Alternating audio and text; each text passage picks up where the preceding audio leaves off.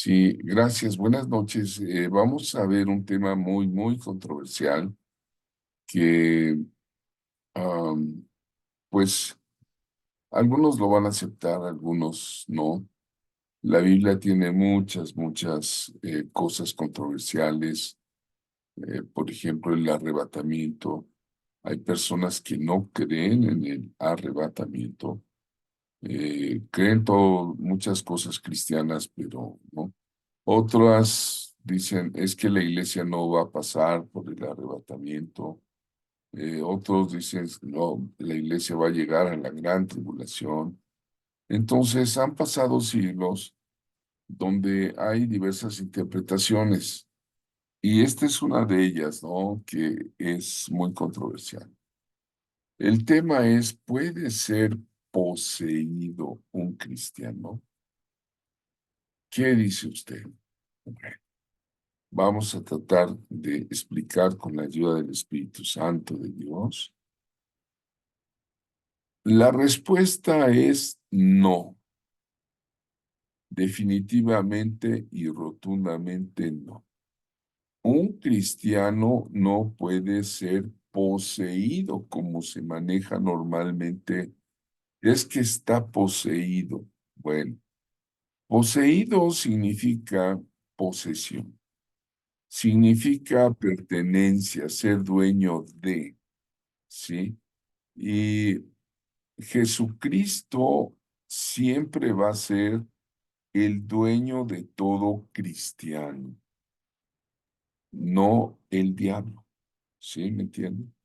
Cuando una persona es sincera con Jesucristo, con el Espíritu Santo y dice, Señor, perdóname, me arrepiento, te acepto, viene el Espíritu de Dios y entra a morar en ese corazón. Eh, Dice 1 Corintios 6:20, porque habéis sido comprados por precio. ¿Cuál fue el precio de la salvación de nuestro espíritu? Quiero decir, ser la preciosa sangre de Cristo. Vemos ahí a un pastor que nos trata de decir que el cuerpo es el templo de Dios, el Espíritu Santo es Jesús en mí. Estamos sellados a nivel espíritu, pero eh, somos tripartitas, tenemos tres partes: espíritu, alma y cuerpo, ¿no? El Espíritu Santo va a morar en el espíritu humano, ¿sí? El espíritu humano es con E minúscula en la Biblia y Espíritu Santo con E mayúscula, siempre distingue eso. Y cuando el cuerpo y el alma no están completamente transformados, santificados, decía este hermano pastor, pues son 2/3 del ser humano.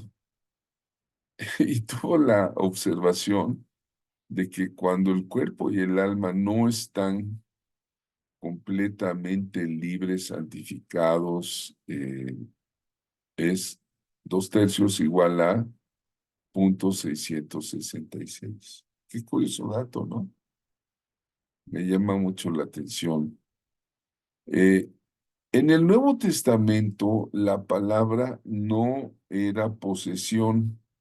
Esa palabra de que se está poseído fue eh, acuñada, no sé por quiénes, por la cultura posiblemente, pero la palabra correcta es daimonizai en griego, que quiere decir eh, estar bajo la influencia de un demonio. Y esto se da a nivel álmico, a nivel alma. El alma no está completamente libre, tiene que haber pues un actuar de Dios, un arrepentimiento, una liberación. Eh, porque si no va a tener un demonio afligiéndole el alma. La palabra correcta que debieron haber puesto en lugar de poseído, de posesión, debiese ser demonizado, demonizado, ¿verdad? Mira, los demonios están en el cuerpo del cristiano. Por ejemplo, tal como cualquier enfermedad, pero no están en su espíritu, ¿no? Eh, el ministerio del Señor es como salvador, libertador, sanador de todo lo que somos como seres humanos, espíritu, alma y cuerpo.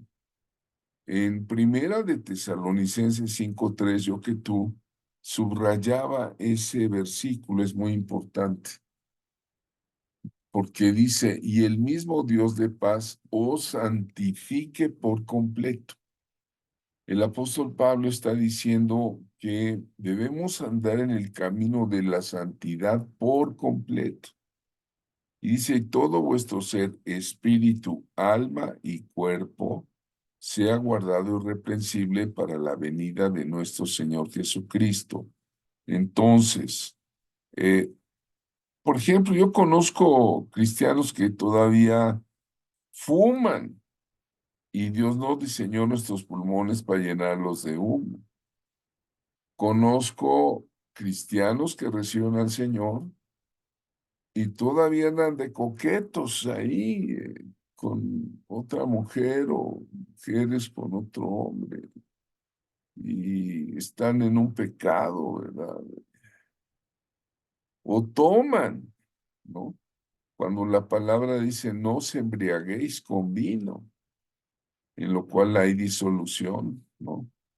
Entonces, ahí podemos encontrar que el cuerpo y el alma no están completamente libres, sino están influenciados por un demonio, de, daimoniza, ¿no? Entonces, vean ustedes. Algunas personas creen muy contradictorio, ¿no? El hecho este de que un cristiano necesita ser liberado, liberado de la presencia de un demonio en su cuerpo. Hay personas que ya recibieron a Cristo, pero hay una aflicción en ellos. Eh, yo te puedo decir, conozco a varios que dicen, yo acepto al Señor, sí, creo que Él es el Hijo de Dios Salvador, pero sigue tomando y vuelve a recaer. Y dice que se arrepiente, pero nada más el remordimiento pasa 1, 2, 3 semanas y vuelve a recaer, ¿no? Eh, en Primera de Pedro 2:24, ahí les va un ejemplo. Dice Primera de Pedro 2:24, quien llevó él mismo nuestros pecados en su cuerpo sobre el madero, para que nosotros, estando muertos a los pecados, vivamos a la justicia. Y dice, y por cuya herida fuisteis sanados. Entonces el Señor ya entregó su cuerpo, puso sus heridas en una cruz, ¿verdad? Pero parece contradictorio que haya cristianos que tengan cáncer o tengamos otras enfermedades, cristianos con presión alta, hipertensos. Eh, pues no dice ahí que ya fuimos sanados, pues no, a nivel cuerpo aún nos falta algo, ¿no? Entonces, así como los demonios pueden ocupar un lugar en el alma o en el cuerpo, así como una enfermedad ocupa un lugar en el cuerpo, también los demonios pueden ocupar un lugar en el alma, ¿sí? En el mismo espacio que ocupa nuestro cuerpo una enfermedad cancerosa, vamos a decir. Eh, bueno, si tienes preguntas, por favor, las vamos anotando para platicarlas al final en la mesa redonda. Ahora, los demonios no habitan en el espíritu del cristiano, eso es totalmente verdadero. No pueden entrar a nivel espíritu. Definitivamente ahí está el ser humano, ¿verdad? Tripartito, cuerpo, alma y espíritu, ¿verdad? Y el hombre necesita salvación en estas tres dimensiones, cuerpo, alma y espíritu, ¿verdad? Regeneración como nuestro Salvador, restauración del alma como nuestro libertador. Cuando Él liberta el alma, ya está habiendo una restauración. Sanidad del cuerpo, también Él puede enviarla, ¿no? Pero vamos a ver, es todo el proceso, ¿no? Otra vez, los demonios no pueden entrar en el espíritu del ser.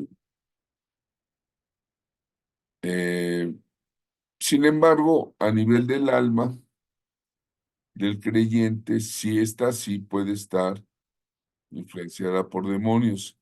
Miren, en esta diapositiva me llama la atención cuando el Señor Jesús llega al templo del Señor, recuerdan que el templo tenía un atrio, un lugar santo y un lugar santísimo, ¿no? Y el lugar santísimo, ahí estaba el arca del Señor, se entraba solamente una vez al año, y algunos hemos dicho, bueno, el cuerpo es el atrio, el lugar santo es el alma, y el lugar santísimo es el espíritu. Bueno, ¿a dónde llegó el Señor Jesús para expulsar a los mercaderes del templo? El Señor no entró al lugar santísimo, los expulsó en el atrio exterior, ¿no?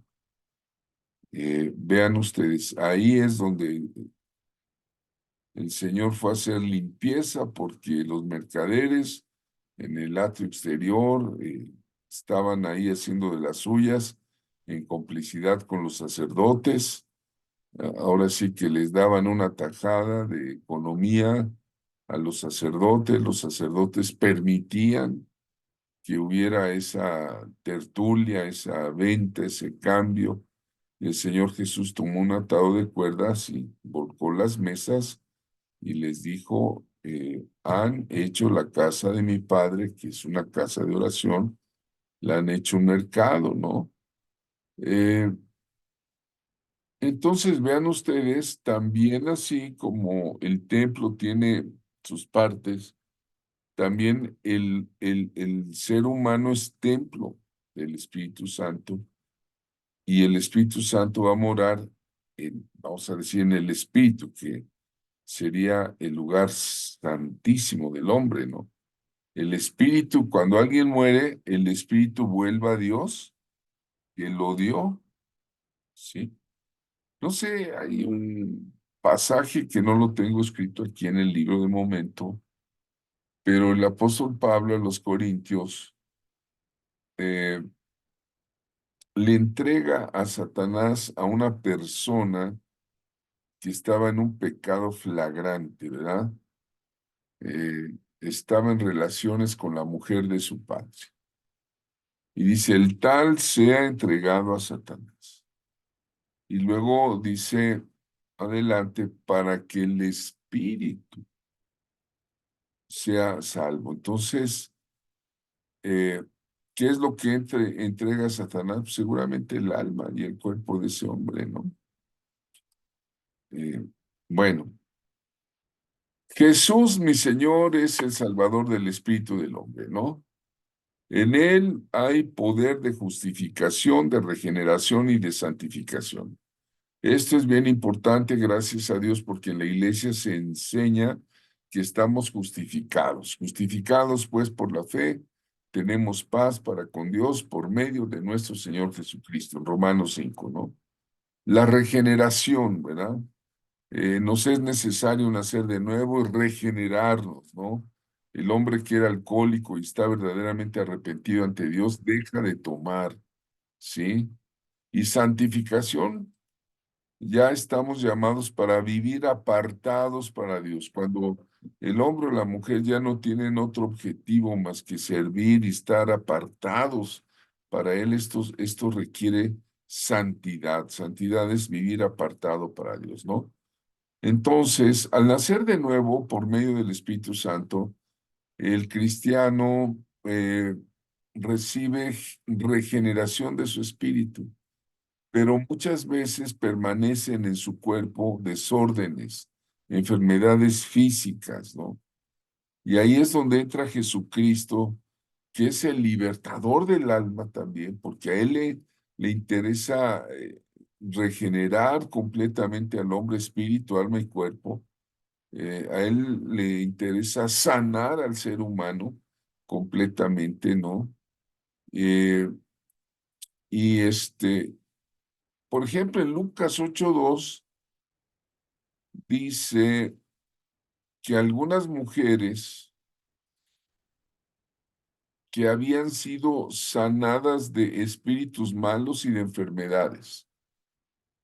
¿Dónde están los espíritus malos? En el alma. ¿Dónde están las enfermedades? En el cuerpo.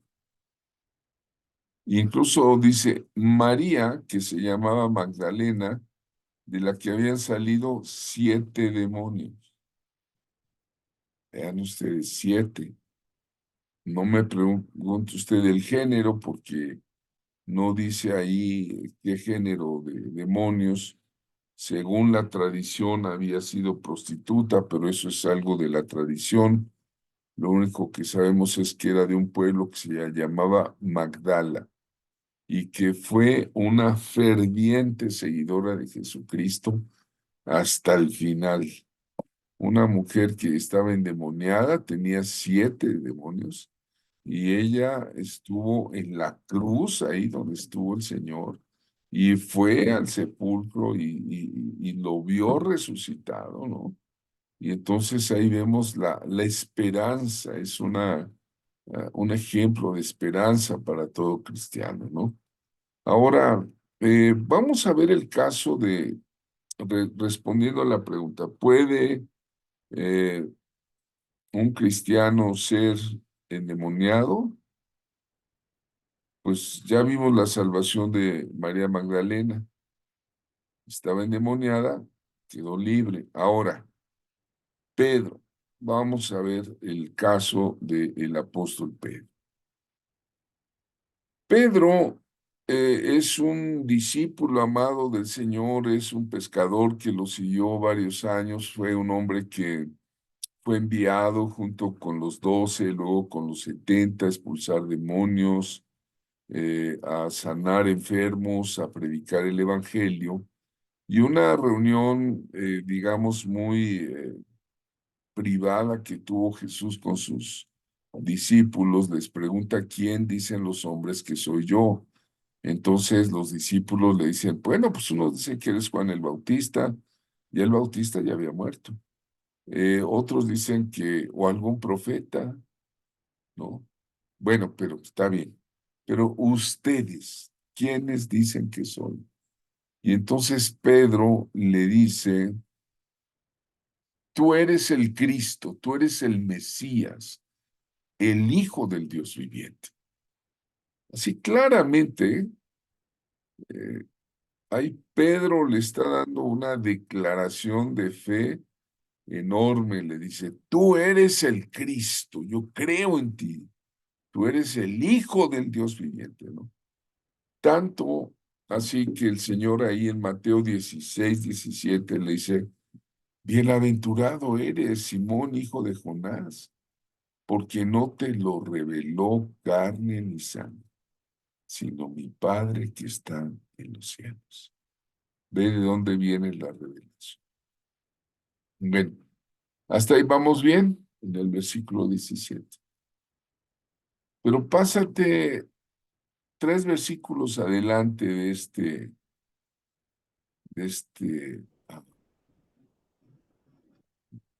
contexto.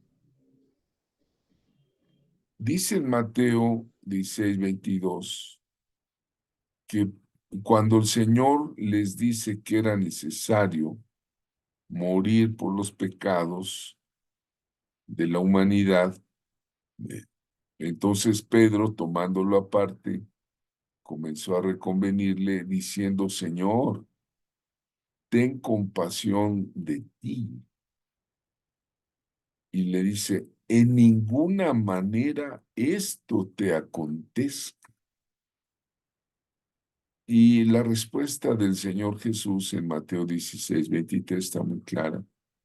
Dice que él, volviéndose, le dijo a Pedro: quítate de delante de mí, Satanás.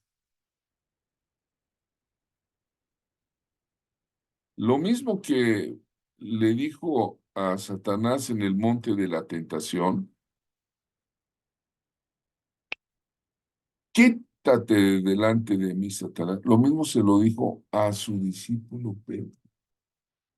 Y tengan la seguridad de que el Señor decía las cosas por su nombre. Pues si Él enseñó, dice que de toda palabra, ¿cómo se dice? Vana, vamos a dar cuentas. ¿Tú crees que Él va a decirle Satanás a Pedro nomás porque sí? ¿No? Dijo: quítate de delante de mí, Satanás. Me eres tropiezo, porque no pones la vista, le dice,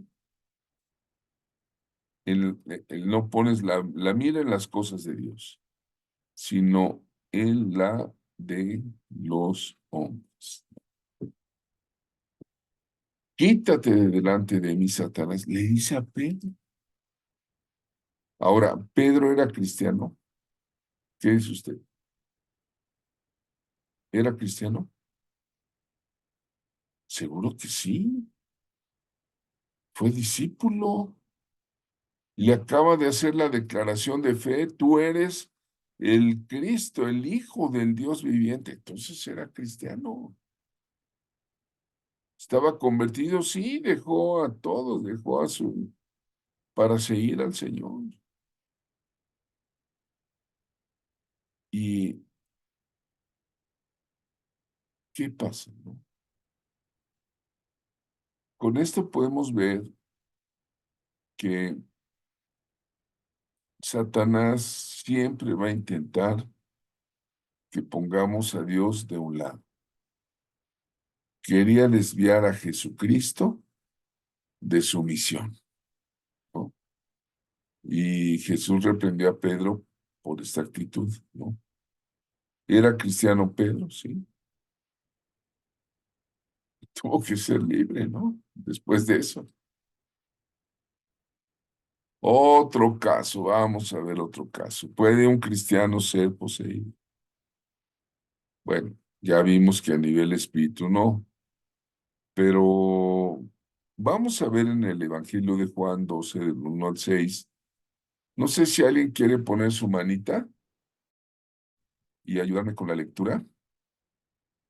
¿Alguien pudiese ayudarme? Pues levante su manita ahí en el... Ajá, y quita su sonido, su audio, ¿verdad? Reactiva su audio y me ayuda con la lectura. ¿Alguien lo quiere hacer? Bueno, adelante, hermana Sonia. Entonces, reactivamos su audio y ¿Falta lea qué, profesor? Juan 12 del 1 al 6. Juan 12 del 1 al 6. Juan 12 del 1 al 6. 6 días antes de la Pascua vino Jesús a Betania, donde estaba Lázaro, el que había estado muerto, ya que había resucitado de los muertos. Y le hicieron allí una cena. Marta servía, y Lázaro era uno de los que estaban sentados a la mesa con él. Entonces María tomó una libra de perfume de nardo puro de mucho precio y ungió los pies de Jesús y los enjugó con sus cabellos, y la casa se llenó del olor del perfume. Y dijo uno de sus discípulos, Judas Iscariote, hijo de Simón, el que le había de entregar, ¿por qué no fue, por qué no fue este perfume vendido por 300 denarios y dado a los pobres? Pero dijo esto no porque se cuidara de los pobres, sino porque era ladrón y teniendo la bolsa sustraía de lo que se echaba en ella. Muchas gracias, hermana Sonia. ¿Alguien más quiere ayudarme con una lectura, por favor? Levante su manita. A ver, hermana Delfina, por favor. En Juan 13:21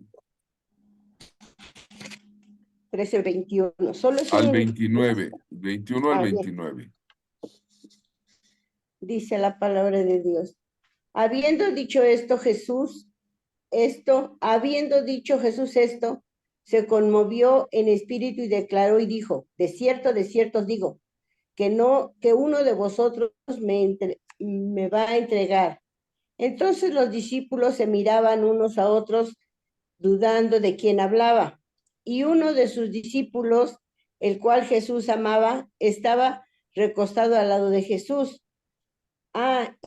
Pues hizo señas Simón Pedro para que preguntase quién era aquel de quien hablaba. Él entonces, recostado cerca del pecho de Jesús, le dijo, Señor, ¿quién es?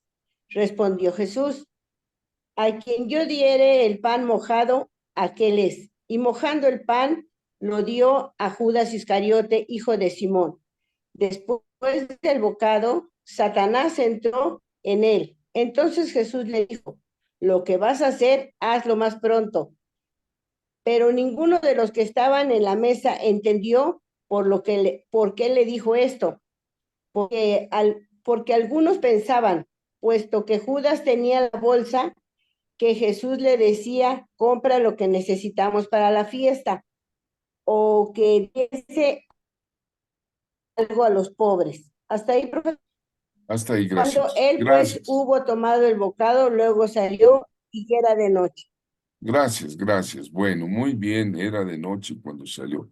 En estas dos lecturas que hemos hecho, primero vemos que Judas eh, alega que por qué se había desperdiciado ese perfume tan caro, ¿verdad? Decía, se hubiera dado a los pobres, pero dice ahí que no lo decía porque tuviese compasión por los pobres, era ladrón.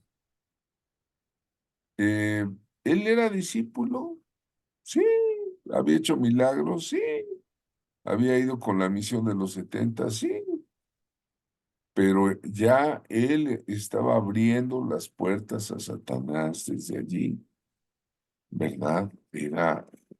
Él llevaba la bolsa, llevaba la parte administradora del grupo de Jesús y tomaba para sí el dinero, ¿no? Y luego, en el segundo pasaje, están en plena Pascua y el Señor dice, uno de ustedes me va a entregar, porque el Señor ya sabía el plan divino. Y entonces decían entre ellos, pues, ¿quién va a ser? Y Juan, que estaba ahí muy cerquita del Señor, recostado ahí, pregúntale, le dice Pedro, yo creo con señas o algo así, pregúntale quién es. Y entonces Jesús muy claro dice, a quien yo diera el pan mojado, a quien es. Y ahí, mojando el pan, se lo da Judas Iscariote.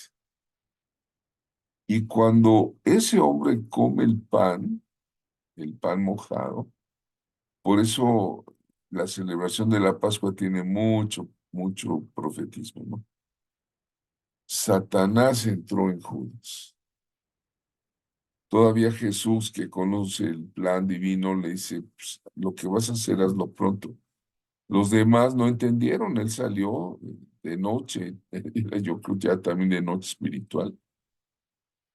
Entonces aquí encontramos Que cuando Judas recibió el trozo de comida, el diablo entró en él. Entonces es lo que terrible, eh, que lo que se pretendía fuera una llamada al amor, porque Jesús dice que los amó hasta el fin, se va a convertir en una dinámica de odio terrible, donde va a vender a su mentor, a su maestro. Y eso es algo que el diablo puede hacer, con tal de destruir la obra del Señor. Eh, el diablo puede hacer que las cosas agradables o que van bien, retorcerlas para que se conviertan en un infierno. Puede tomar el amor y lo convierte en lujuria. Eso lo hace el diablo. Puede tomar la piedad y la convierte en falsa humildad, en beatería, ¿no? Como dicen, beatería. El diablo puede cambiar las cosas para mal. Entonces, bueno, aquí la exhortación, debemos estar en guardia en nuestra vida, orad sin cesar, decía Pablo, Santiago decía, no deis lugar al diablo, ¿verdad? Estar en guardia para que las cosas buenas que Dios tiene no contribuyan a los propósitos malignos, ¿sí? Ahora, ¿puede un cristiano ser poseído? Seguimos. Otro caso, ¿se acuerda usted de Ananías y Zafira? En la iglesia primitiva no habían recibido el evangelio. Yo estoy seguro que ellos estuvieron entre los 3,000 convertidos y bautizados con el sermón de Pedro, ¿no? Es una historia muy interesante esa que estas personas, eh, por ejemplo, Bernabé pone el ejemplo que vende sus propiedades y lo pone a los pies de los apóstoles. Ahí dice que tenían las cosas en común. De ahí viene la palabra comunismo. No quiero entrar en política, pero dice que ellos tenían todas las cosas en común. Ellos ayudaban al pobre, al desvalido, participaban y dejaban que los apóstoles llevaran la administración de la iglesia primitiva, entregaban sus ofrendas, sus diezmos, ¿no?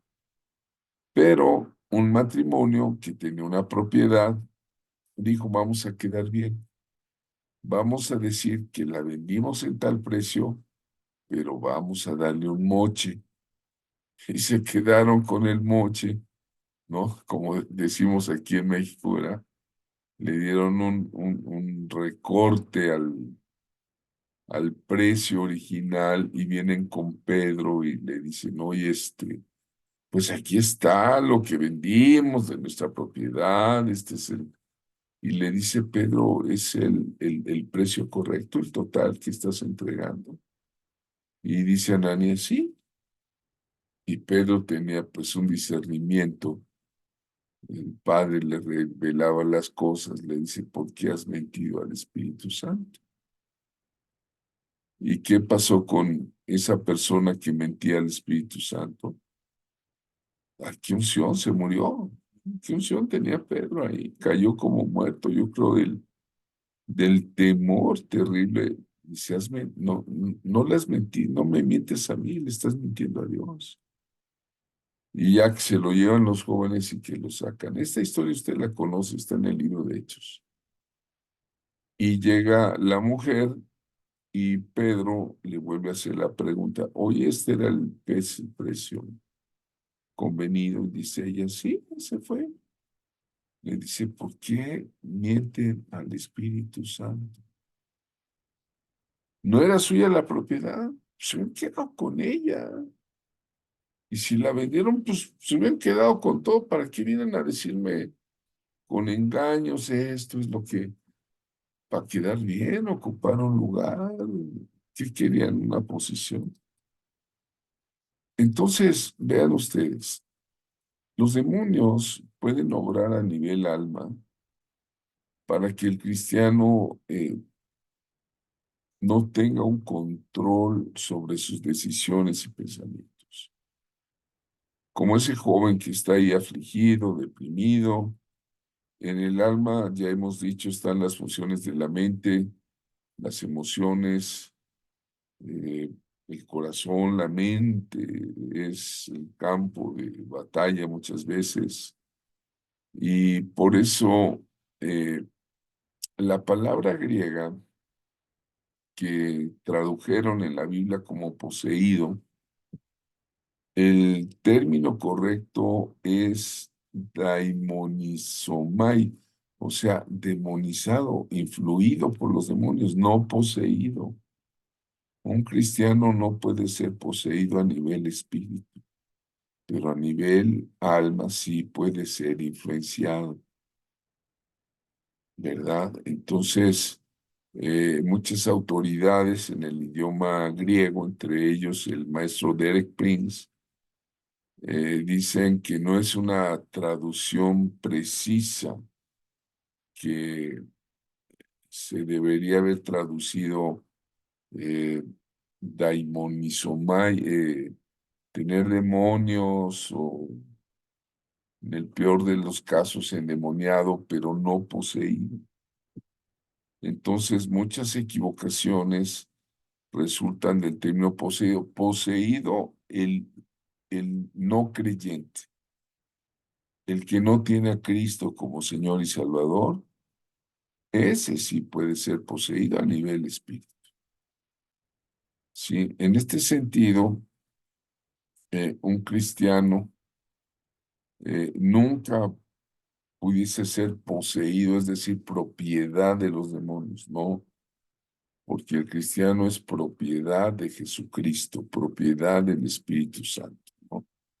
Dice Primera de Pedro 1, 18 y 19, sabiendo que fuisteis rescatados de vuestra vana manera de vivir, la cual recibisteis de vuestros padres, no con cosas corruptibles como oro y plata, sino con la sangre preciosa de Cristo, como de un cordero sin mancha y sin contaminación.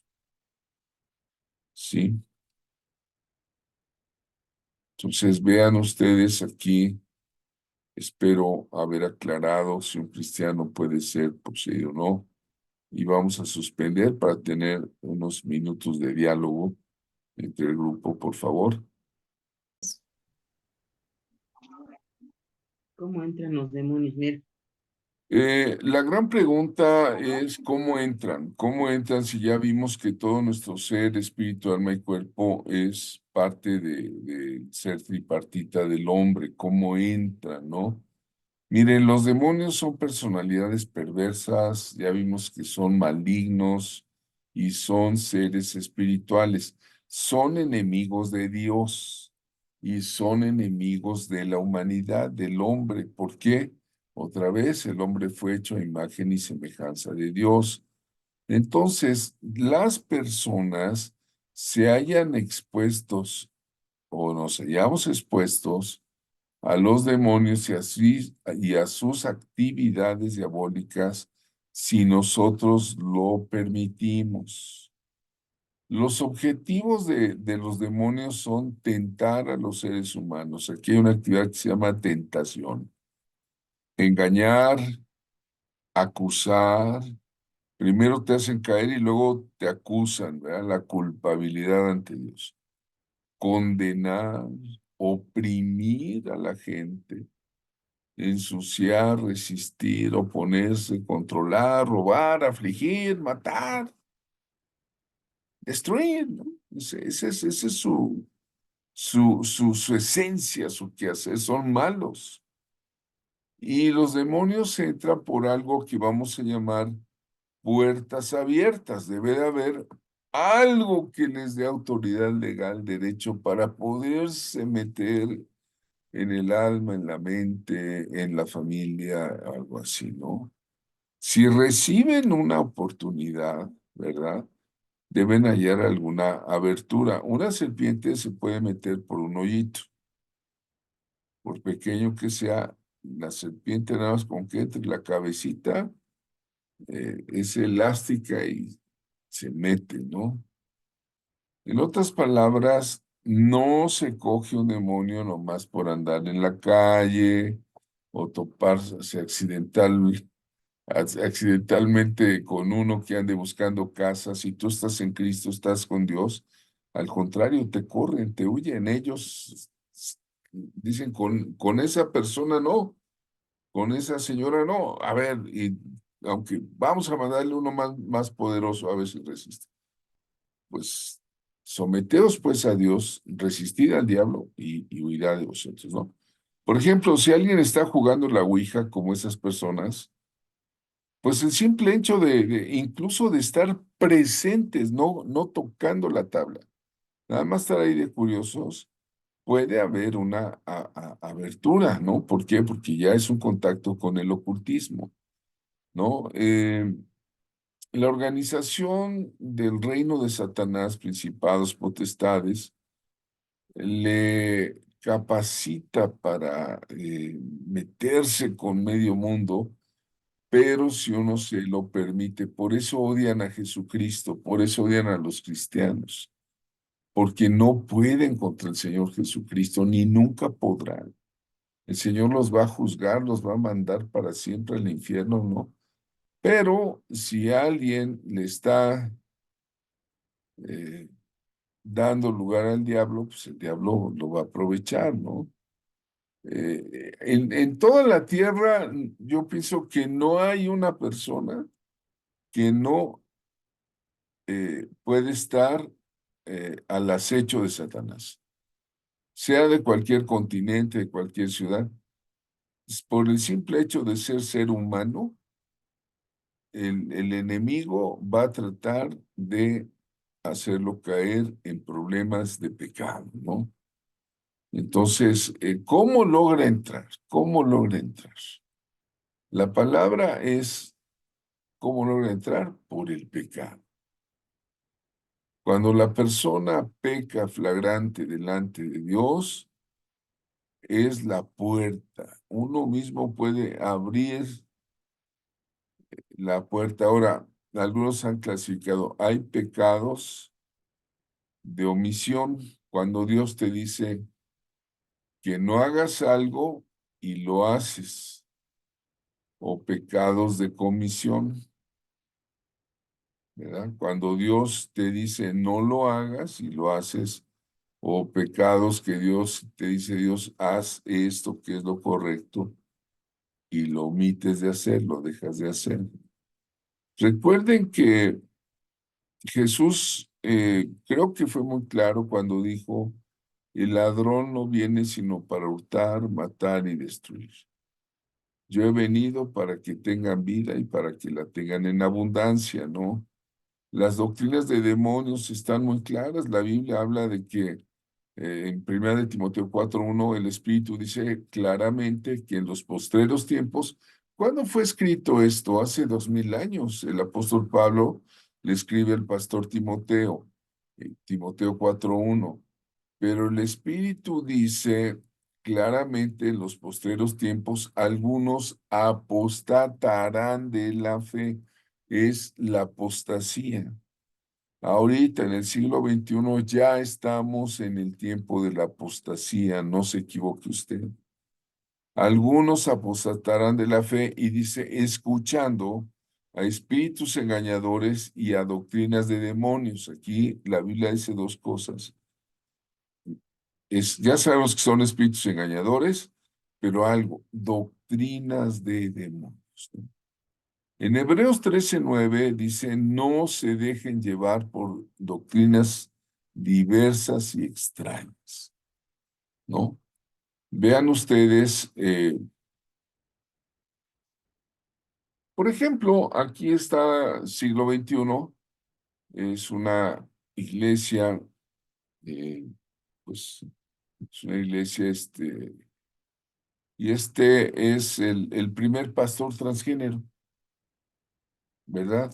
Confirmado en la historia de la denominación.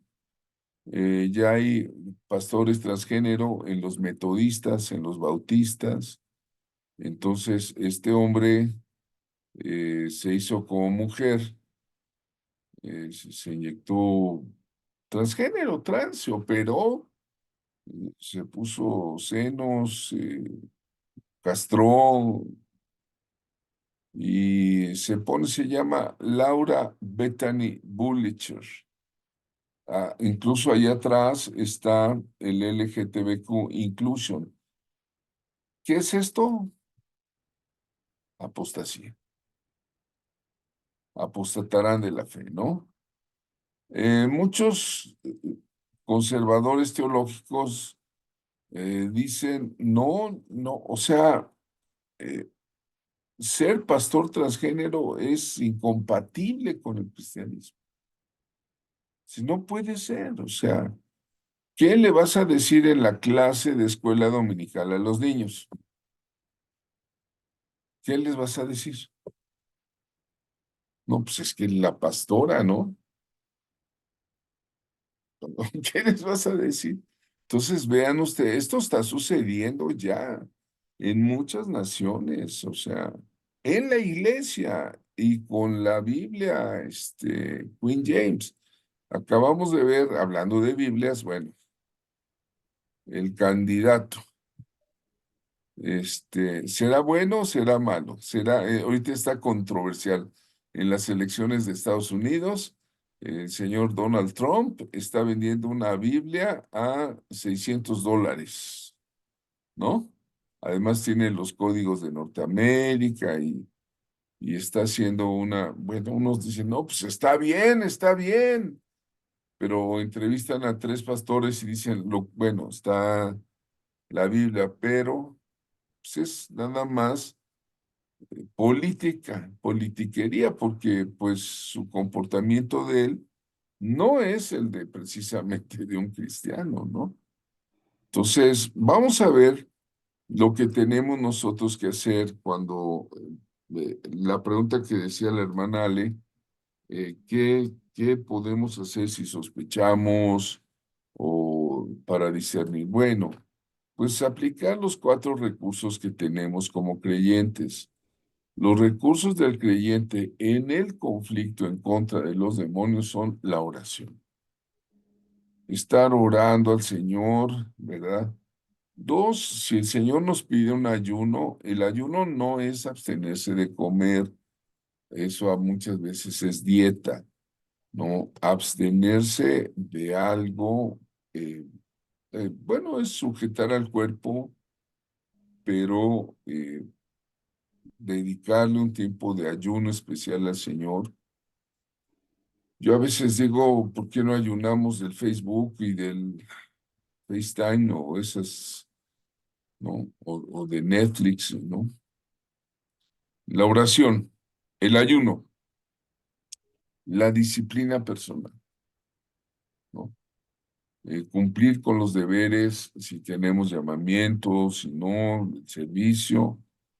Y otro recurso muy importante es el uso de toda la armadura de Dios para poder resistir al diablo, ¿no? El uso de toda la armadura, ¿no? Entonces, en cuanto a liberaciones, podemos ver, el Señor Jesucristo echaba fuera demonios. También los 12 discípulos, también. Los discípulos reprendían y echaban fuera demonios, ¿no? Eh, yo no sé si en una iglesia así los enseñan a echar fuera demonios, no lo sé, ¿no? ¿No? Entonces, la iglesia primitiva también practicaba la expulsión de demonios. Aquí el asunto importantísimo, ya vimos, bueno, cómo pueden entrar. En concreto lo resumo. 1, contactos con el ocultismo. Cualquier cosa. Hay tarot, vudú, magia negra, magia blanca, todo, todo. cualquier. 2, maldiciones generacionales. Cuando una persona se atreve a pactar con el diablo, con el demonio, entregar a alguien de su familia. ¿Sabes? Y 3, pecados sexuales. Cualquier pecado sexual. Homosexualismo, lesbianismo, que se metan con animales, que se metan con adulterio, con fornicación. Todo eso da pauta a que entren los chamucos, ¿no? Ahora, bueno, ya. Ahora, ¿cómo salen? Lo más importante es cómo salen. Salen en el nombre de Jesús.